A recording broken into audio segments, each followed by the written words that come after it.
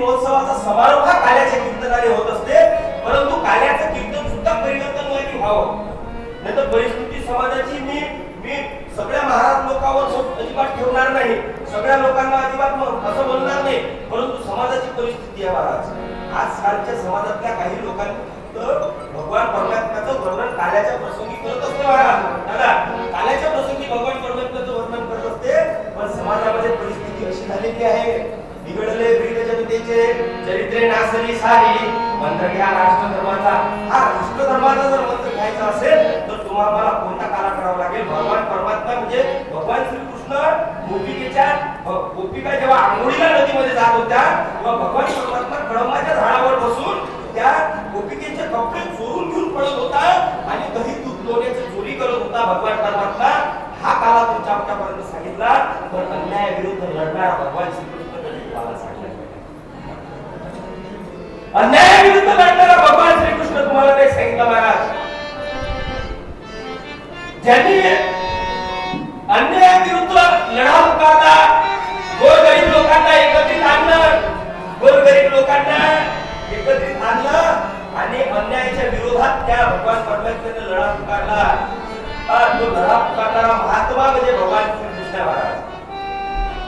जेव्हा या सृष्टीवर परीक्षा प्रारब्धाने ज्याचा जन्म होतो, परीक्षा प्रारब्धाने ज्याचा जन्म होतो त्याला देव म्हणतात, स्वइच्छा प्रारब्धाने ज्याचा जन्म होतो त्याला संत म्हणतात, आणि अनइच्छा प्रारब्धाने ज्याचा जन्म होतो त्याला तुमच्या आमच्यासारखे जंत म्हणतात.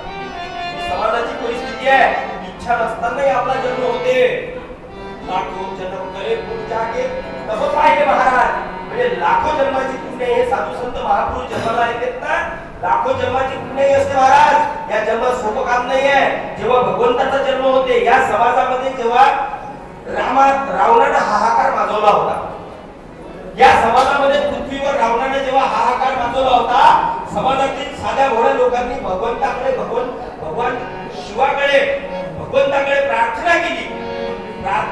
जेव्हा रावणाने हाहाकार माजवला होता, समाजातील साध्या भोळ्या लोकांनी प्रार्थना केली आणि भगवान श्री रामाचा जन्म झाला आणि त्या रावणाचा वध भगवान श्री रामाने केला.